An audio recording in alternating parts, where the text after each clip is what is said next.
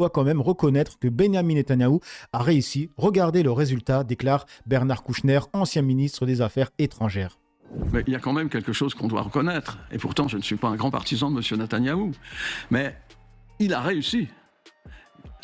Les combats à Gaza, qui sont épouvantables, enfin, les tueries, tout ce qu'on veut, et au Liban, et face au Hezbollah, regardez le résultat. Ce qui se passe, on continue. J'ai pas beaucoup aimé que le Quai d'Orsay, comme c'était ça, peut-être y a-t-il d'autres remarques, mais enfin le Quai d'Orsay qui dit qu'il faut que les Israéliens se retirent, parce qu'il n'y a pas que le Haut-Golan, il y en a un peu aussi. C'est pas très gentil ça pour l'appréciation de ce qui se passe là. Alors puisque vous parlez de Benjamin Netanyahou et d'Israël, effectivement c'est un des développements, la France qui lui demande de se retirer du Golan, Israël avec une extrême rapidité a mis la main, enfin ils sont déjà au Golan, mais proclame que pour l'éternité, c'est la formule de Benjamin Netanyahou, le Golan appartiendra à Israël. Je n'aime pas ce mot, mais enfin, ils sont en train de créer un pays après les massacres, alors, enfin, les génocides que vous connaissez. Donc, on ne peut pas tout leur pardonner, et je ne pense pas que la façon dont ils sont conduits à Gaza puisse être acceptée, ça sûrement pas. Mais enfin, que le Quai d'Orsay dise tout de suite, retirez-vous, on n'a pas le droit de déborder de sa frontière, un peu de décence quand même, un peu de décence, un peu de souvenir, un peu de réflexion, ça serait mieux. D'accord, un peu de souvenir, donc on va se souvenir de lui. On va se rappeler plutôt, on va voir qui est la personne qui valide donc Netanyahou. On va voir ce qu'elle vaut. Donc on passe sur ce tweet que je vous avais déjà montré il y a un moment.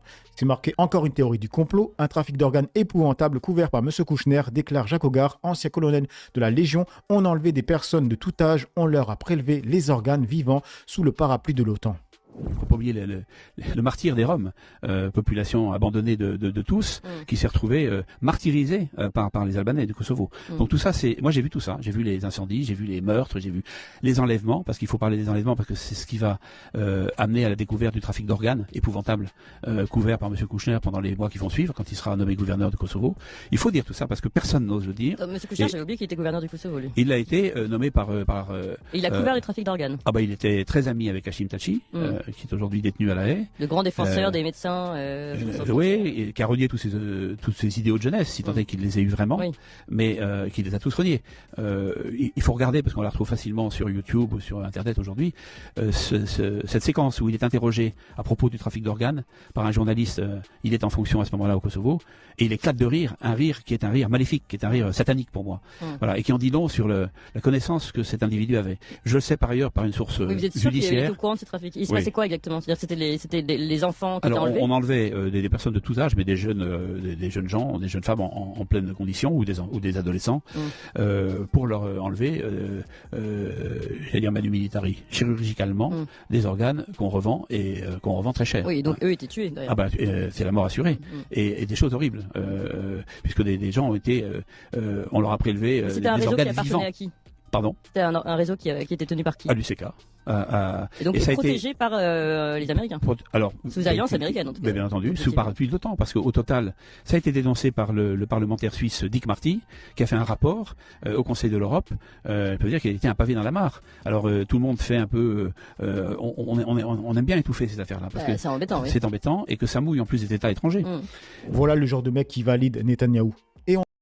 Merci beaucoup. Gospodine ministre, još jedno pitanje. Izvinite, još jedno. Ciao. Može još jedno pitanje. Mnoge porodice kidnapovanih vas optužuju za učešće u trgovini organima kidnapovanih Srba. Kakav je vaš odgovor na to i kakav je vaš stav o takozvanoj žutoj kući? La vente des organes. Mais vous êtes malade, non? J'ai une tête à vendre des organes, moi. Mais vous êtes fou, vous croyez n'importe quelle connerie. Alors Rada et moi, on aurait volé des cadavres pour vendre des organes, mais à qui? Bilo žute kuće prema vašim saznanjima? Ne croyez pas ces bêtes. Takozvane žute kuće, ali postojala prema njegovim Qu'est-ce qu'il dit? Est-ce qu'il y a eu des maisons jaunes? Est-ce que des maisons jaunes ont existé? Oui. Les maisons jaunes, c'est quoi les maisons Šta je to jaunes? žute kuće? Quelle maison jaune? Šta je to žute kuće? Pourquoi jaune? Zašto žute? Žuta kuća u Albaniji. En Albanie. Takozvana žuta kuća. Est-ce que ça a existé? Da li je to postojalo? Monsieur, vous devriez aller consulter Ça suffit, merci. Il n'y a pas eu de maison jaune, il n'y a pas eu de vente d'organes. Elle était médecin et moi aussi. Vous croyez qu'on s'est échangé les organes? Mais les gens qui disent ça sont des salauds et des assassins. D'accord? C'est pas là?